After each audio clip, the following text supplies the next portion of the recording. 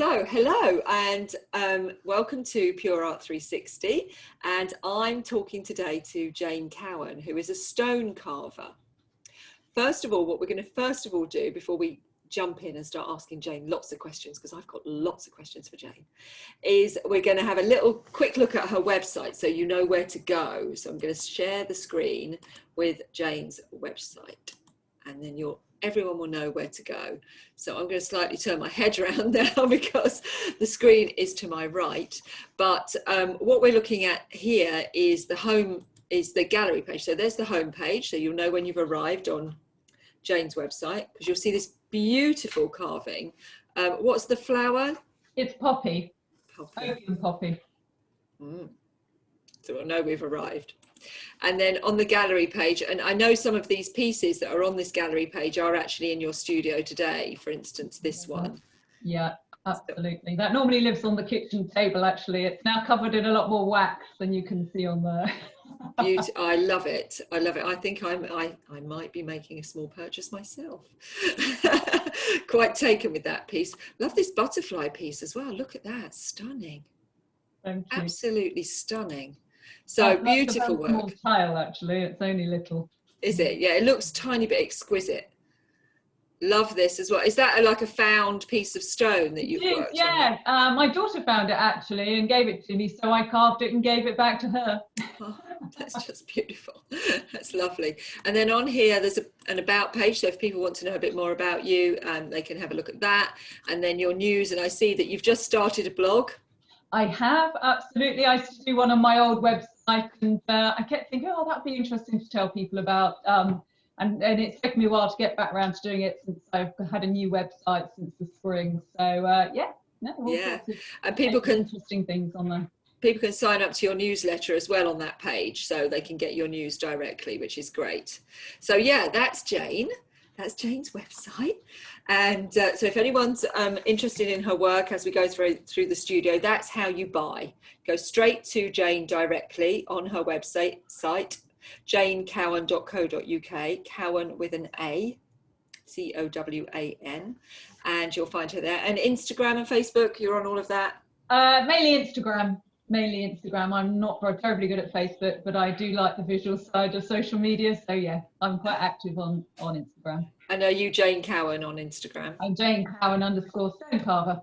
There you are, Jane Cowan _stone carver. So people should be able to find you and follow you and see what you're doing. So Jane, you have a fascinating story, and I'm really thrilled to be chatting to you. And you have a fascinating job as well, which is incredible, which we'll come on to.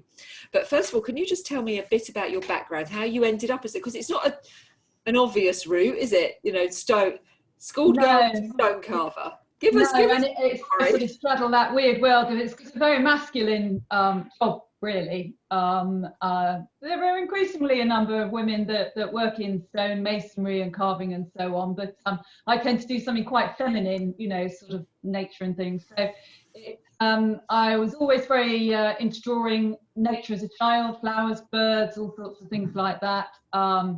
I then was brought up in Hampshire, spent a lot of time out in the country on the allotment and all that sort of stuff. Then I went to art college I moved up to Lincolnshire to come to the art college in the city of Lincoln. And I ended up doing a diploma in conservation restoration of objects. So that's kind of the practical end of using your art skills. Yeah. And I specialised in stone and sculpture. So, and the first place that actually offered me a job was Lincoln Cathedral. I'd done a postgraduate down in Dorset. Lincoln Cathedral offered me a job, so I ended up moving back up here. And we had a very enlightened boss who would send us to life drawing classes and carving classes and things. And this is while we were working on the sculpture on Lincoln Cathedral. It has an enormous amount of carving on it. And I just thought, oh, this is wonderful. I'm really enjoying this. And at the same time, as a hobby, I was doing botanical illustration. So yes, gradually the two things started to meld, those kind of very precise drawing skills and working with stone. And by 2000, I was doing a full-time apprenticeship with a very good letter carver. And letter carving is sort of a subset of a subset. So you have the masons who kind of cut the straight lines, cut ashlar blocks and mouldings and things. Then you have carvers who will work in 3D, very free. They'll be making the grotesques and all those sorts of things you'll see, or figure sculpture. And then you have lettering, which is very 2D and really precise and uptight. Most carvers hate doing lettering because they are the opposite ends of the spectrum. So, and I began to realize I could start taking stones that I'd found or sort of scavenged or whatever, and carving things from nature and so on onto them, sort of, as well as words and things. And so it's sort of grown from there, really. And I've ever since about 2000, so over 20 years now, I've run doing some sculpture conservation with carving. So I've run the two in tandem. Lovely. And do you still do the botanical drawings? I do, yeah. I keep a nature diary, actually. It's a proper botanical drawing. You know, you really need to sit and concentrate, and that hasn't happened since 2004 when I became a mother. So your time gets divided into little parcels, isn't it, once you've got a family? Yes. So I do, but they tend to be very quick sketches. But yeah, I keep a nature diary, but I don't do as often as I should. So I've always got background scribbles and sketches. Yeah. Yeah. And so you're now head of conservation at Lincoln Cathedral. I am, yeah. So I worked at Lincoln through the 90s. I left in 2000, had a brief spell working for Historic England on Savile Row, being, you know, suited and booted and all very alpha, which wasn't me. So I stepped back after a year or so and thought, no, I want to put my overalls back on and get dirty. And that's when I sort of really threw myself into carving. Yeah, so I had 15 years of juggling sort of family, carving and conservation.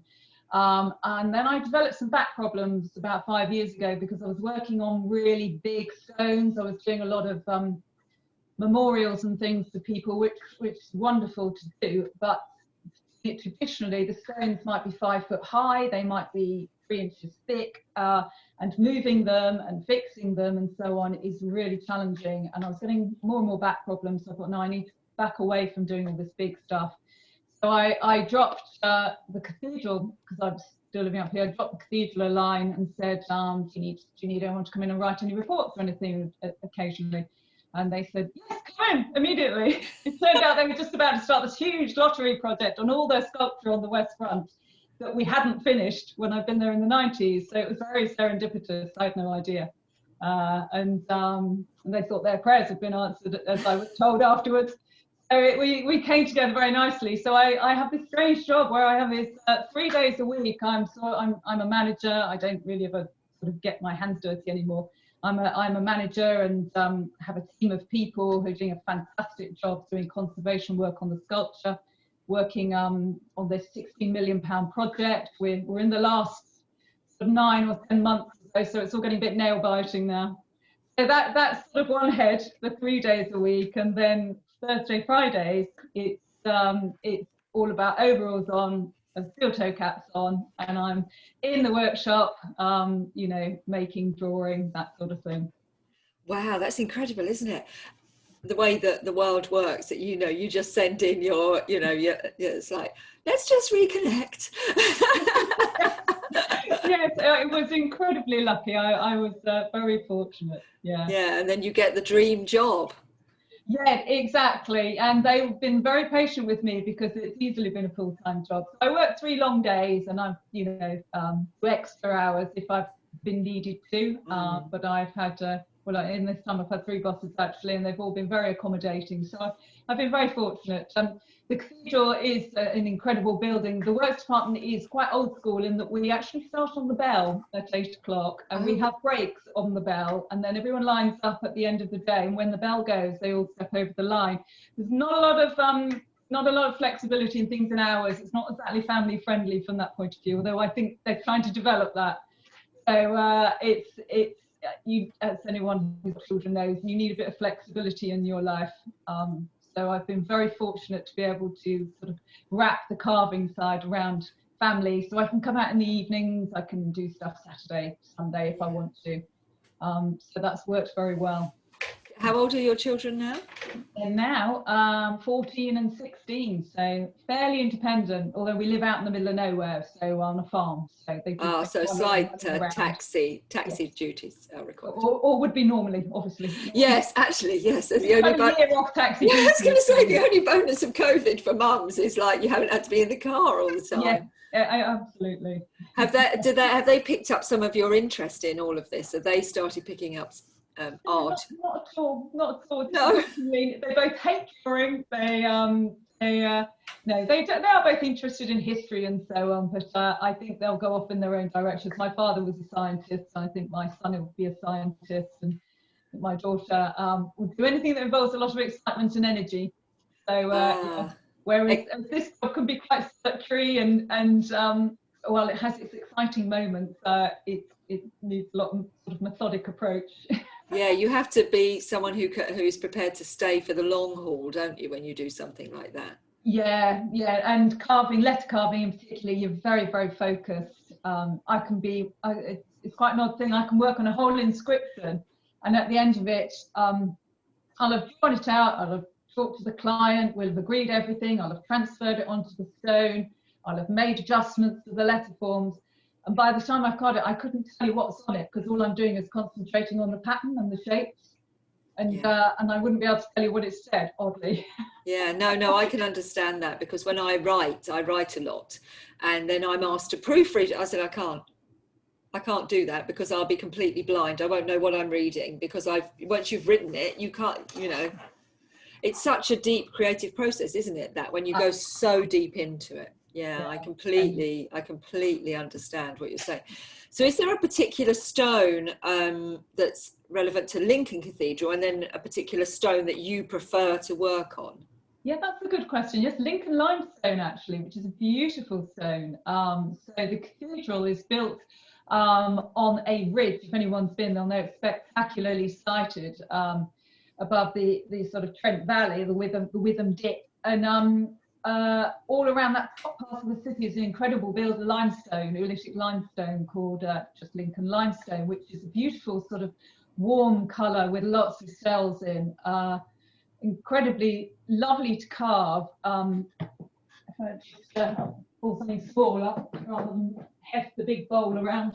I'll just show you, sort of get an idea there. I've actually just waxed that lightly, but it's a lovely buff colour. It's a beautiful colour. Yeah, and it goes darker and darker the older the stone is, so the iron comes to the front.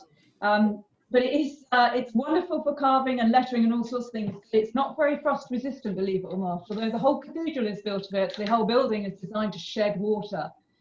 So you can't use this, for example, for memorials, or I lived in one of the close houses and lots of the garden walls had it, and each winter they would shatter into smaller and smaller bits, so it can't stay wet. So the quarry, unfortunately, is just shutting. It will be shut by week after next. We've had our own quarry in various different places, but this last one's been there for about 30 years. It's immediately a mile north of the cathedral, right in the middle of the city, which of course is unusual on every level. Most cathedrals don't have their own quarry. So we're all frantically scrabbling for the last bits of stone. I mean, I go and scavenge in their sort of scrap heaps, and the lads sort of save odd bits for me and things. Because once it's gone, to some extent it's gone, which is going to be a tremendous problem. We're so drill and look for new stone from a cathedral point of view is tens of thousands of pounds. Yes. And our very best stone is actually right under the top of the city. Under the works department there is a shaft that drops down 60 feet vertically down, and it's possibly Roman, possibly medieval, and certainly 18th century workings that spread out under the city. Wow. And that's where we would get our best stone from, but obviously that has logistical problems. I was going to say, don't do that, because the city might all kind of tip in. Yeah. I'm quite alarmed. But this is a very beautiful stone to carve, absolutely lovely. So this Lincoln limestone would be my favourite, not just from bias, but just because it's really beautiful to carve. It'll take a letter, it'll take a sculpture, it'll take anything. But then Welsh slate is absolutely wonderful. When you're an apprentice letter carver, the first thing that you once you've learned the letter forms and things, I have it behind me. I could just turn the camera around to show you actually my panel just happens to be there. Oh yes, look at that. Yeah, so that's Welsh slate, and it shows every mark, and is incredibly difficult to carve, which is why they give it to the apprentices. You can see all your mistakes, and after that, nothing is as hard again. I did notice that one of the letters had gold inside. That's right, yes, and it was just a bit of decoration. So, yeah. Do you generally paint the stone, or is that something that sometimes you do? And is there a reason why you would embellish? Sometimes you do. If it's for a memorial or something, I wouldn't, because if it's a traditional memorial in a churchyard or something, I wouldn't paint the stone unless it is on slate, and you want to get that slight forky feel. So you do a very natural sort of just pale grey, creamy colour in the letters. I wouldn't sort of go pitching in with bright blue or something like that in a churchyard. But if something like a house name, absolutely, definitely, because the whole point being you want people to be able to see it from 50 feet away as they're driving up the road. And for commemorative plaques and things, often people like a bit of bling, so yeah, we might go full on gold. Depends what it is, really. The gloaming has got gold in. Gloaming, yeah. That's this is Lincoln limestone as well, actually, because I have an entire barn next door of various bits and pieces. So this actually says twilight on the other side. Oh wow! I definitely need one. I'm definitely having one of those. So this, because I thought it would be lovely to catch the candlelight. So. And what is it? Is it gold paint or gold leaf? Yes, it's always gold leaf. Yeah. Right. So if you're using silver tarnishes, so you'd have to actually use palladium or something like that.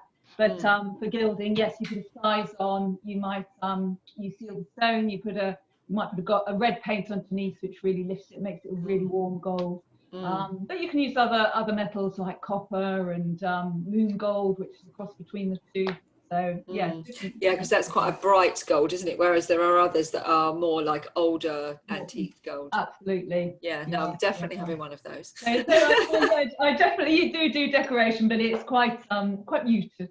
Yeah, because that's kind of appropriate with the stone, isn't it? I mean, it's such a historically relevant material that you wouldn't want to be, as you say, brightly painting it. Although some people would, and that's absolutely fine, I'm sure. But that's each to their own. But often I might use found stones as well, or if I'm carving a pebble or something like that. This is just a little. It's probably not a picture on the website. That's a little sandstone daffodil. So I sort of quite like either follow. I might find a stone. I've got then my next one. And the next ones I'm going to do is a lovely piece of sandstone I just found on a footpath. We do a lot of hiking. Hopefully, we'll do again soon. And I can hear the curlews above, and I do love a curlew, so I'll do a curlew curlew on that stone in relief. And sometimes rather than think, oh no, I'm going to do some red letters or something like that, I like the stone to dictate. Depends what I found or what I found in the quarry or whatever, and try and let the stone suggest something sometimes, really. Well, we do work with the chef to watch, Will Devlin, who owns the curlew, who just got one of the first green Michelin stars, so you never know. He might be watching. I might send him a copy of the video so he knows it's coming. The curlew stone is coming. So talking about projects, you've been working on this project at Lincoln Cathedral in your work life for how long now, you were saying? 2015 I went back, so coming up 6 years, yeah. Goodness. Yeah. Is there a project in your art life that you've been working on that you've really, really enjoyed? Oh gosh, there's been lots of I've always tended to work with individuals, and sometimes had quite a long-term relationship. I did a lot for Lincoln Cathedral actually before I was working for them, and I'm just about to do one for a very big job for another cathedral, all based around leaves, which I'm really looking forward to. So I'm just doing a second sample panel for them now, so we can get to the nitty-gritty of exactly how the leaves will look and so on. So But I've tended to work for a whole range of things, working collaboratively with some people. We've done the armed forces. I've done a lot for schools and things, churches, individuals. I've been very fortunate. I've done a very wide range, and still worked until recently with my old mentor who has just retired.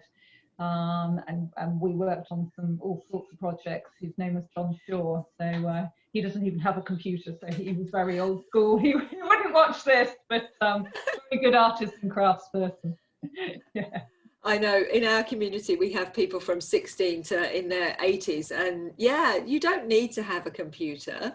There's always a way, isn't there? There's always a way for people who are creative and artistic. There's always a way, but yeah, the computer definitely makes our lives easier when you're stuck in a pandemic. Can't lie. It certainly does. You do everything by hand, and I do about 95% of my work by hand. What I will do is sometimes scan things into the computer in photo and move things around in Photoshop. He would literally cut everything out, all the letters out, all the words out, and he would keep moving them around. It would all get very dirty, and the eye would get a bit confused with all the smudges and the lines, because you're trying to work on what they call the negative space. That's the area around your letters and so on. So whereas I tend to scan things in and just move them around on the computer, and then spit it back out again, and then come back and then redraw it all once it's on the stone anyway. So that's your process, really, is you'll design it on the computer and then bring it out and lay it on the stone. A bit of both. It depends on what I'm working on. If I'm doing a lettering commission, it's usually quite formal, you know, they want X, Y, Z on the stone.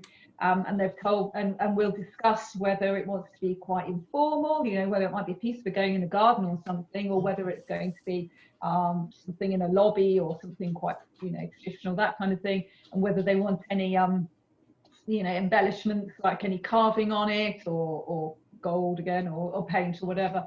And then they will tell me all those things and when they want it, and then I will mock up different ideas, you know, whether it's going to be portrait, or whether it's going to have a moulding, or sort of whether it's going to be centered, or what you might call justified, you know, all those sorts of things. And then I will do lots of thumbnail sketches, then I will send it to them, and then that might go back and forwards a bit. And then when they're happy, I order the stone.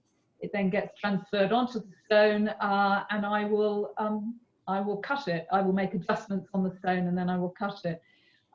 If I'm doing something that is really for me, for a gallery, for selling, I will sort of let the stone dictate, or let the mood dictate a bit. So I work a bit seasonally. So I'm just in the middle of doing some crocuses, actually. Show you what I've got here. So last week I was just doing some crocus sketches. So just out in the garden sketching. And then I rummaged in my collection, and I found a suitably nice crocus type of pebble. So I've then sort of just sketched straight onto that, and that'll be in the carving shops next week, and I'll adjust and adapt a bit as I go. So that's a much more relaxed approach, really. And like I say, sometimes I find stones outside, and you know, that's when I'll. So they're two quite different approaches. One's much more organic and artistic, I suppose, and one is more almost craft-based and quite rigid. Yeah. Yeah, there's real two sides to your practice, aren't there? Definitely, yeah. Yeah. Do you use hand tools to carve? All the time, yeah. So if I have to remove if I have a very big block that I've scavenged from the quarry, have a lot of material to remove, I will angle grind off the big part. Yes. But then it is quite literally exactly the same as the Romans would have used and the medieval masons would have used. A clutch of chisels and a mallet. And if I'm carving something very small, excuse me, I'll just move this down so you could just see the table there. So this is the carving chops. So you just see I've got a stone in there at the moment for a little crocus that I'm just going to do on there. And yeah, if it's something larger, it will just go straight onto the top here, and I'll get rid of the carving chops. Do you sit or stand when you're carving? Always stand, yeah, because you're moving around quite a lot. Yeah. That's how I got into a bit of difficulty really working on the very large stones. I have a big easel over here and I would put the huge stones on, and you were always working in the same direction. And the physiotherapist would say to me, can you not twist? Can you not just do it with your arms down? You can't carve like that. You always move around the letters as you work. That's why I've ended up sort of not doing quite so much of the big stuff. So yeah, so that's interesting that you stand up a lot of the day moving. It's a very physical craft that you're doing. It is, yeah, and there's a lot of fluidity, and you lose all consciousness as to what you're actually doing with your body because you're just focusing so hard on what you're doing.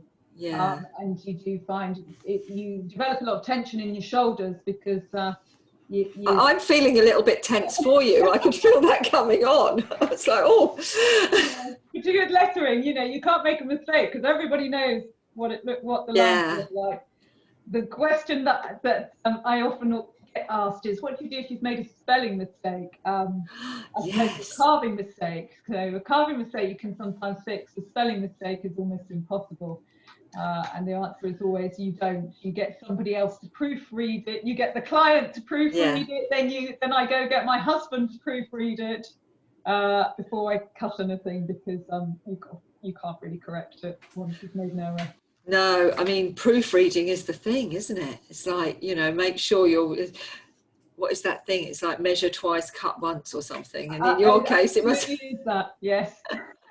Yours must be spell check 15 times before we even start this. Yeah. You can't be distracted, can you? So in your studio, do you have anything like any radios or music or anything playing, or is it quiet? No, I always have radio for it, so I don't know if you can hear we can hear the bird song out there. I can hear the birds, and the sound of the dog doing something on the doormat in order to keep her occupied. There's a border terrier puppy who's quite naughty. I have Radio 4 on in the background all the time. It's like a comfort blanket, and but I sort of half tune it out, as you do when you're concentrating. Yeah, absolutely. I had one other question about your tools. Were they new? Did you buy your tools new, or are they inherited, handed down?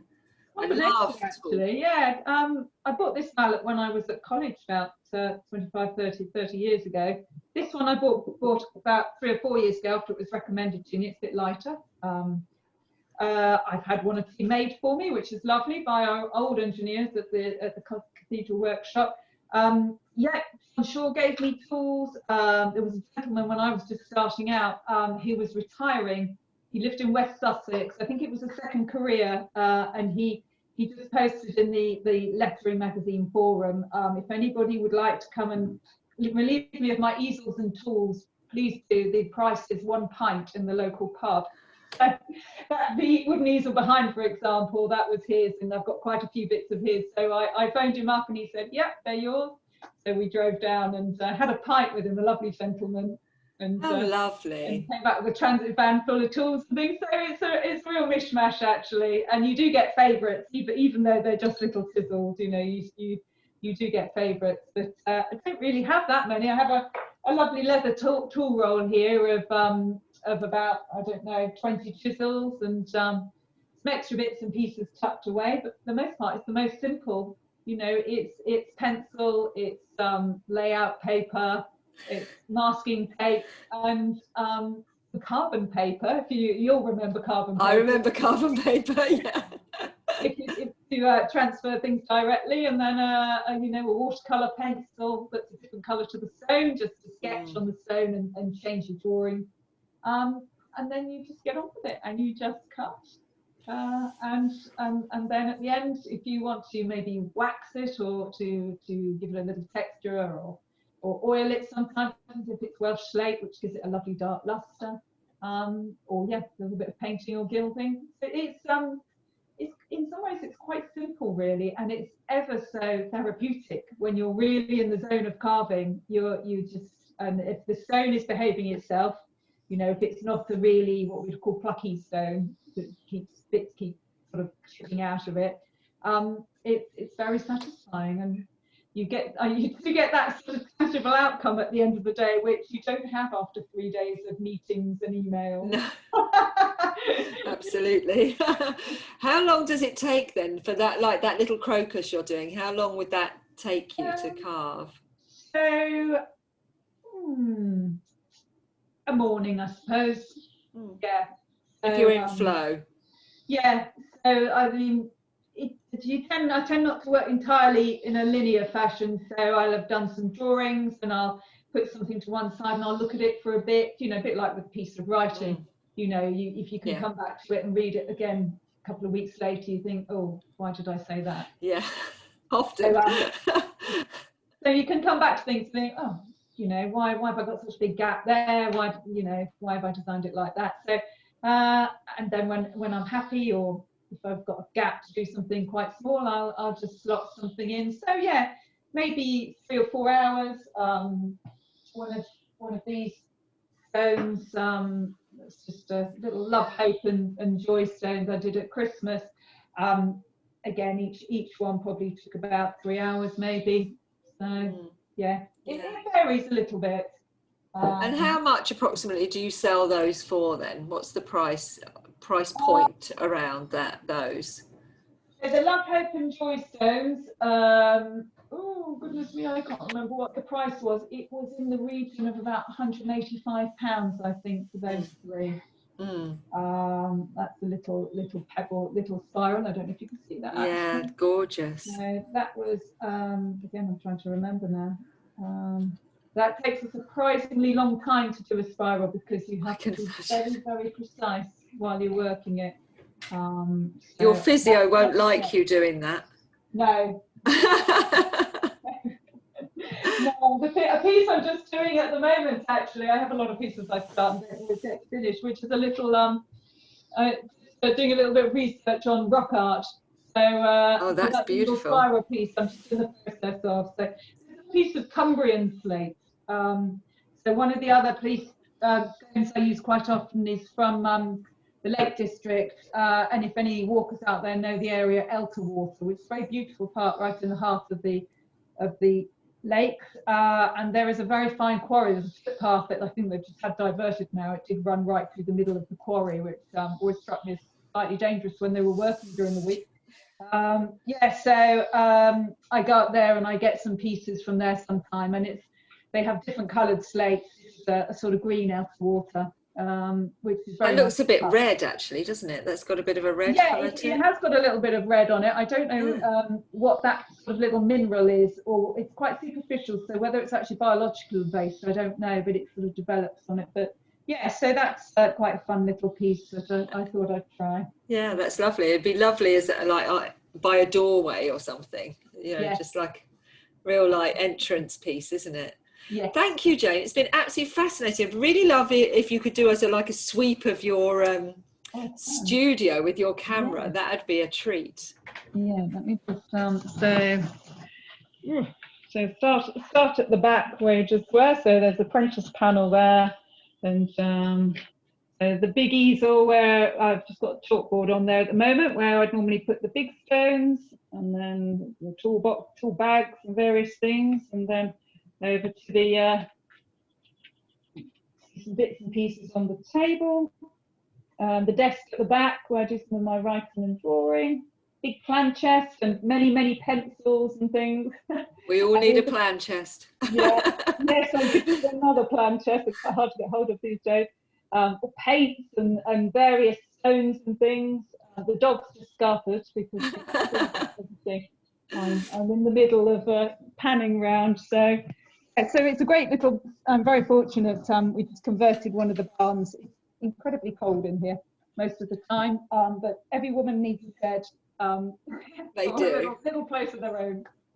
They do. I have my studio, but unfortunately I have to currently share it with my husband, who's obviously working from home. So yeah, it's not quite all mine these days, but he is being very, very quiet today, which is good, because anyone who watches these broadcasts and recordings regularly will know that sometimes there are bells ringing and we have to say, it's okay, don't panic, nothing's going wrong.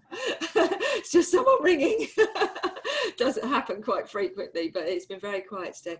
Jane, it's been absolutely fascinating. I've learned so much, and I'm sure everyone who's watching has learned so much. I've got a really new perspective on the whole artistic practice of stone carving and the letters and how you approach it. So it's been really, really interesting. Thank you so much. Well, thank you very much. I've really enjoyed it. Yeah, I've so enjoyed talking to you.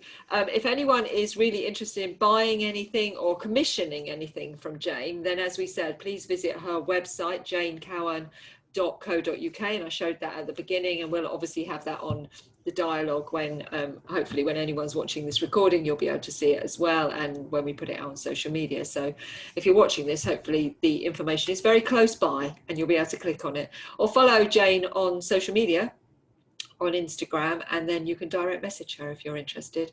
I will be direct messaging her shortly about one of those gloamings, because I really love that.